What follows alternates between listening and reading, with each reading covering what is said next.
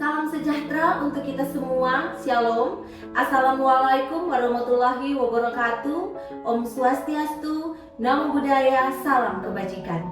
Perkenalkan, nama saya Esther Caroline Wowor, SPD MPD. Saya adalah dosen tetap di jurusan Pendidikan IPA, Fakultas Matematika, Ilmu Pengetahuan Alam dan Kebumian, Universitas Negeri Manado dengan NIDN 0012119105. Saat ini saya akan menyampaikan pernyataan diri dosen dalam unjuk kerja Tridharma Perguruan Tinggi atau PDD UKT PT dalam bidang pengajaran. Video ini saya buat sebagai salah satu syarat untuk mengikuti sertifikasi dosen tahun 2023.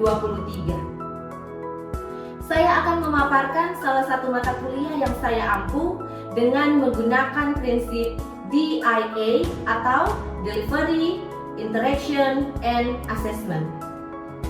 Salah satu mata kuliah yang saya ampu adalah mata kuliah Perencanaan Pembelajaran. Deskripsi mata kuliah.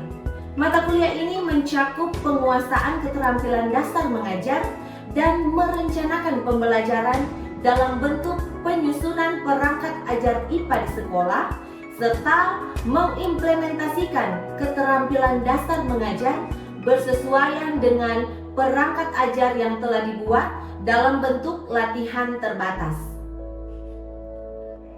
Ini adalah mata kuliah wajib di semester 5 dengan kode mata kuliah 3832542.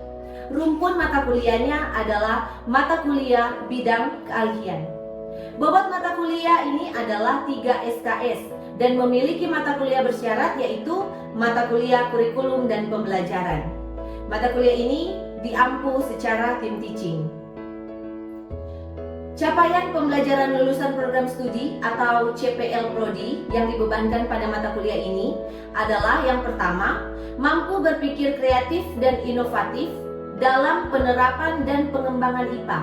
Yang kedua, mampu mengembangkan materi pembelajaran IPA secara kreatif, inovatif, dan up to date.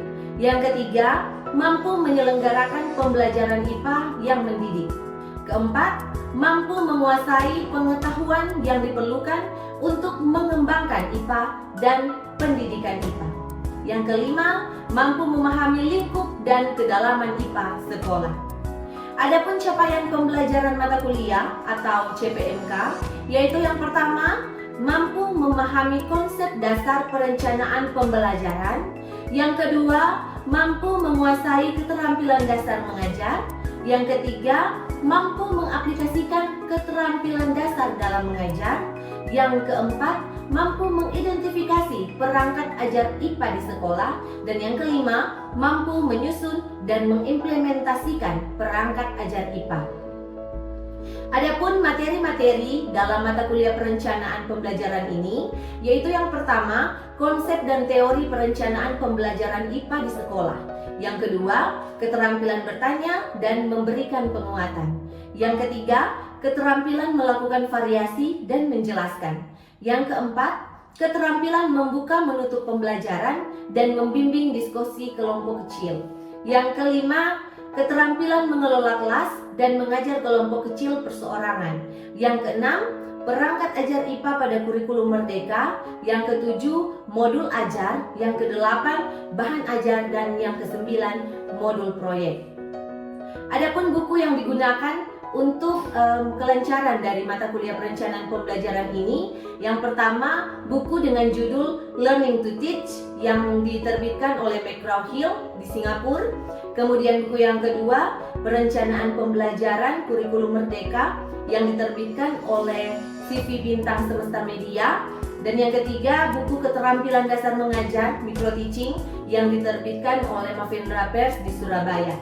Dan juga ada beberapa buku yang saya gunakan sebagai pendukung di perkuliahan ini, yaitu yang pertama buku Pengembangan Profesi Guru yang diterbitkan oleh Alpha Beta, kemudian Panduan Pembelajaran dan Asesmen Pendidikan Anak Usia Dini, Pendidikan Dasar dan Menengah yang diterbitkan oleh Kementerian Pendidikan, Kebudayaan, Riset dan Teknologi, serta saya menggunakan artikel-artikel ilmiah yang terkait dengan mata kuliah ini.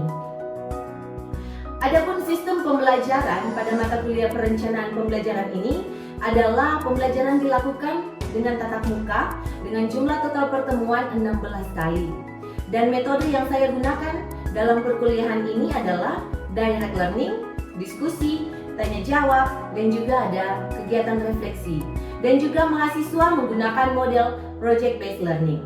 Nah, dalam direct learning dengan menjelaskan materi atau konsep-konsep secara langsung kepada mahasiswa. Kemudian diskusi membentuk kelompok di kelas dan masing-masing kelompok akan membahas materi yang diberikan sesuai dengan tugasnya, dan kemudian setelah itu akan mempresentasikan hasil diskusi dan juga ada tanya jawab antar kelompok. Dan untuk tanya jawab, interaksi antara dosen dan mahasiswa itu dilaksanakan langsung. Kemudian ada metode refleksi yang saya gunakan, di mana metode ini dilakukan di awal perkuliahan. Mahasiswa akan diminta untuk merefleksikan materi yang sudah diperoleh pada pertemuan sebelumnya, sebelum masuk pada materi yang baru. Dan kemudian mahasiswa juga akan membuat proyek, yaitu perangkat pembelajaran. Adapun sistem dan bobot penilaian yang ada di mata kuliah ini adalah kehadiran dengan bobot 5%, tugas dengan bobot 10%, ada tugas mandiri dan tugas terstruktur, kemudian ada kuis 10%, ada ujian tengah semester 20%, ada ujian akhir semester 25%, dan ada tugas proyek 30%. Itu dengan total keseluruhan bobot penilaian 100%. Dan syarat untuk mengikuti ujian akhir semester adalah mahasiswa harus hadir atau memiliki kehadiran minimal 80%. Nah, kriteria kelulusan sesuai dengan aturan dari Universitas Negeri Manado, yaitu yang pertama, untuk rentang nilai 0,00 sampai 0,99 dengan nilai E, kategorinya sangat kurang. Kemudian dengan rentang nilai 1,00 sampai 1,99 dengan nilai D, kategorinya kurang. Dan rentang nilai 2,00 sampai 2,99 dengan nilai C, kategori cukup. Kemudian rentang nilai 3,00 sampai 3,59 dengan nilai B, kategori baik. Dan rentang nilai 3,60 sampai 4,00 dengan nilai A, kategorinya sangat baik. Dan bagi mahasiswa yang mendapatkan nilai D dan nilai E atau kurang dan sangat kurang, keterangannya itu belum lulus. Jadi mahasiswa yang mendapat nilai D dan E belum lulus pada mata kuliah. Dan bagi mahasiswa yang mendapat nilai A, B, dan C itu dinyatakan lulus pada mata kuliah. Berikut saya akan menampilkan video pembelajaran tatap muka di kelas pada mata kuliah perencanaan pembelajaran. Selamat siang semuanya.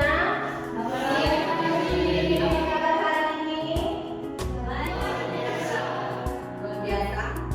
Semuanya luar biasa. Oke, jadi siap untuk kuliah? Siap. Oke, sebelum kita mulai materi kita di hari ini, kita akan mulai dengan doa. Silakan satu orang untuk memimpin kita dengan doa.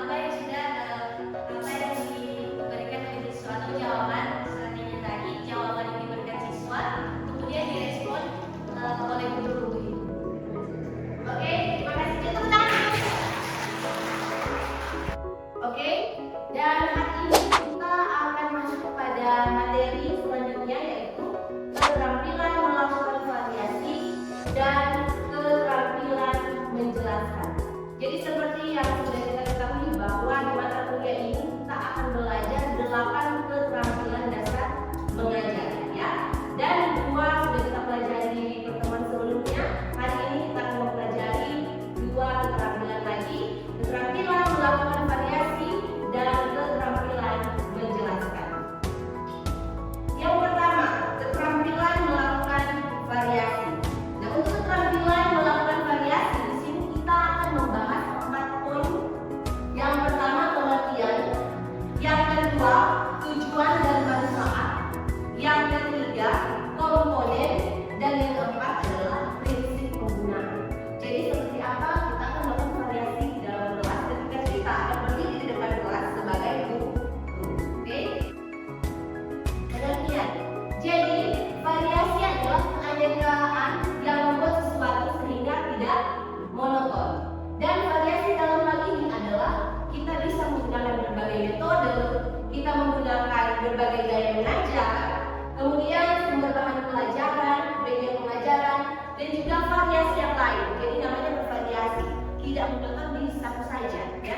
Jadi apakah itu metode atau gaya mengajar, sumber, dan juga media pelajaran itu bervariasi ya, artinya berbeda-beda tergantung apa yang akan kita gunakan. Dan itu membutuhkan keterampilan ternyata.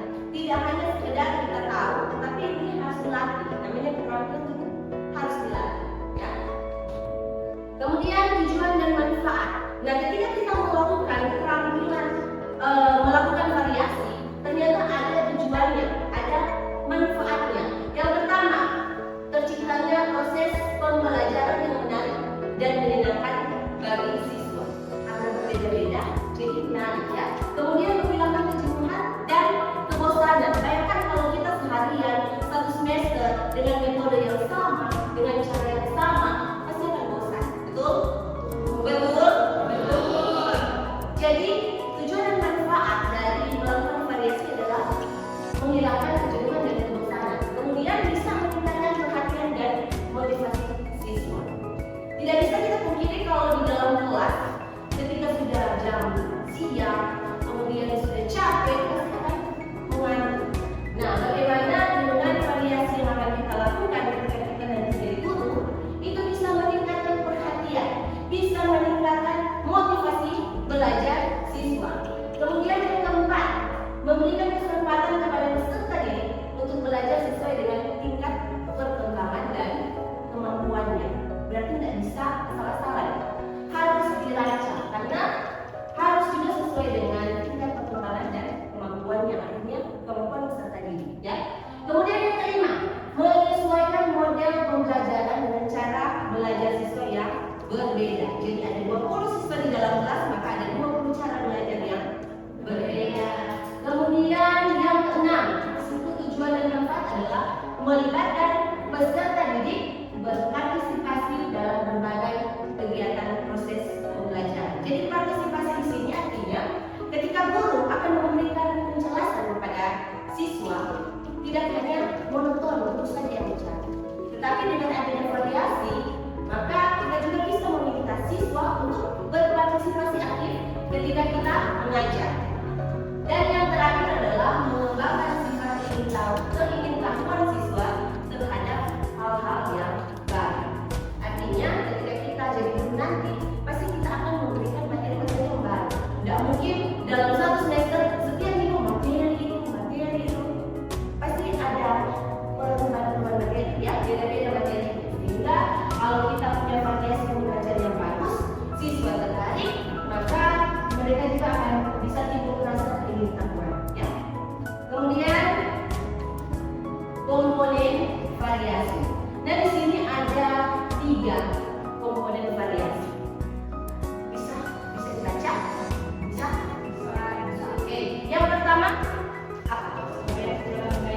Variasi dalam gaya mengajar. Yang kedua, dan yang ketiga adalah variasi. Dan di sini variasi dalam gaya mengajar. Nah, tidak usah jauh-jauh. Kita lihat saja, guru, dosen pasti punya gaya yang berbeda. Enci Esther gayanya begini, Enci Lydia gayanya begini, dan dosen-dosen yang lain ya.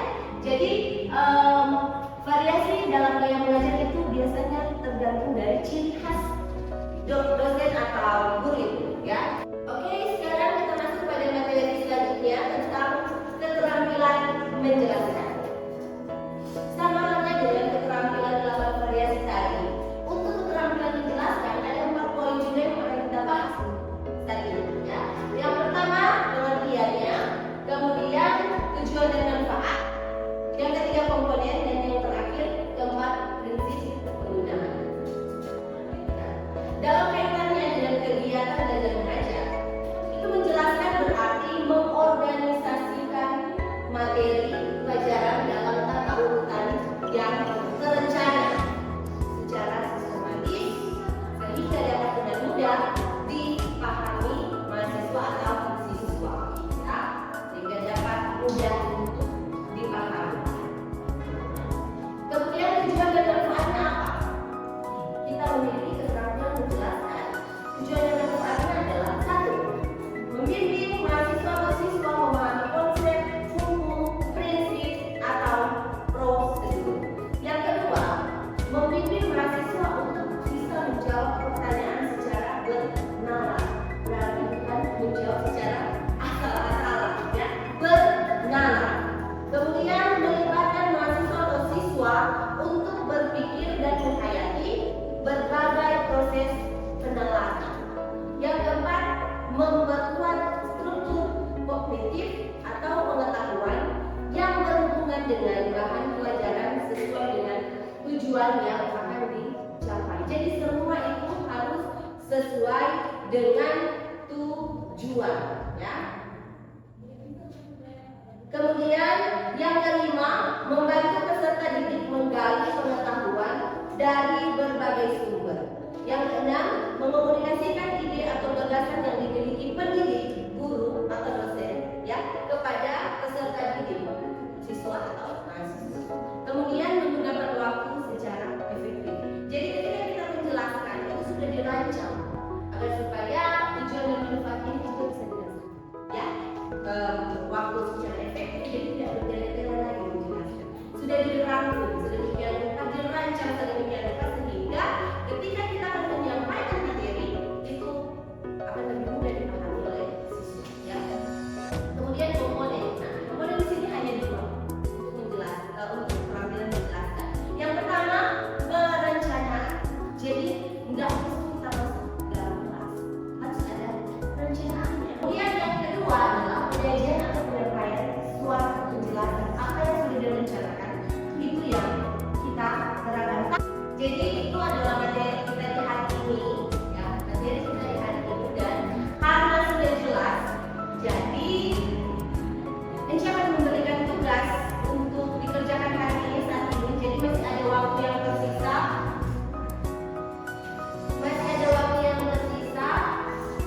kita akan berdiskusi, ya, ini tugasnya. Jadi pernah dengar ICT? Pernah dengar ICT, ya kan? Ini biasanya kita lihat di Reels atau di TikTok, ya, ada guru di depan kelas untuk memusatkan kembali, kita masuk dalam variasi, ya. Misalkan sudah mengantuk, jadi ada guru punya trik supaya fokus kembali di laptop, ya, jadi seperti itu. Jadi ini ada ice breaking. Dan saat ini silakan kalian akan membuat your own ice breaking, ya. Jadi akan dibuat kelompok, akan dibagi kelompok 4 kelompok. Kelompok 1 kita akan buat kelompok, ya, 4 kelompok. Ini ada berapa orang? 11 orang. Jadi kita buat 4 kelompok. Dan untuk kelompoknya, kelompok 1 Jennifer, Chris, Rafila. Jennifer, Chris, Rafila, kelompok 1. Kelompok 2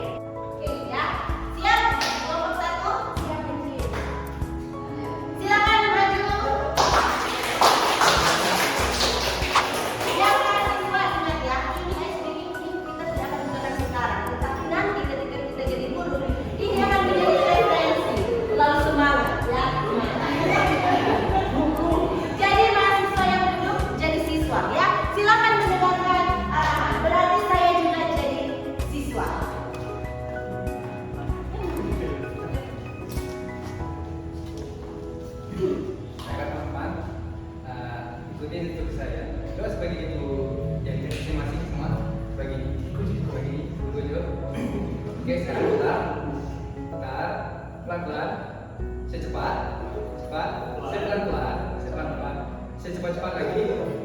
Pelan-pelan. Baru cepat-cepat lagi. Habis itu pegang kudaku.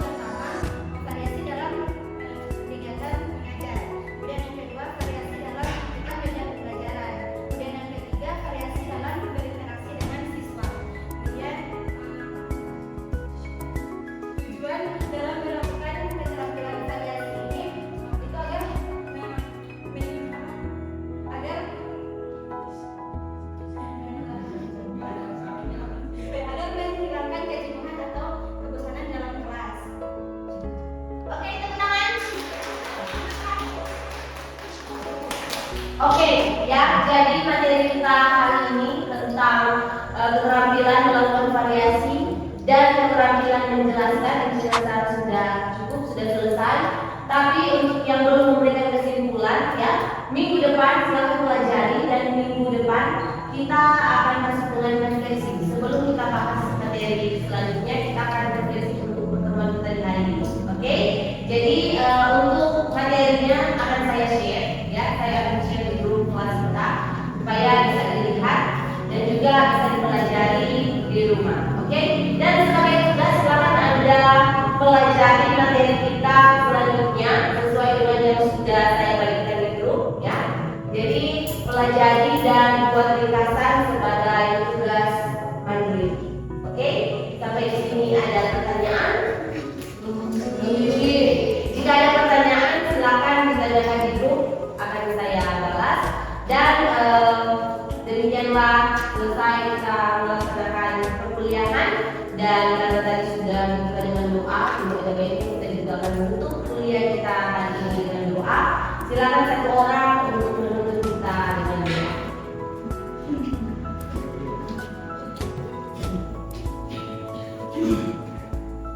Mari kita berdoa.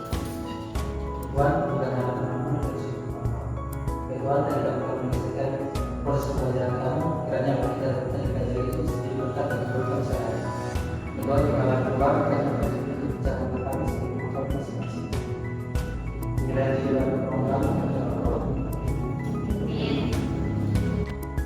Oke, demikianlah pertemuan kita hari ini. Sampai bertemu di perkuliahan selanjutnya. Selamat sore.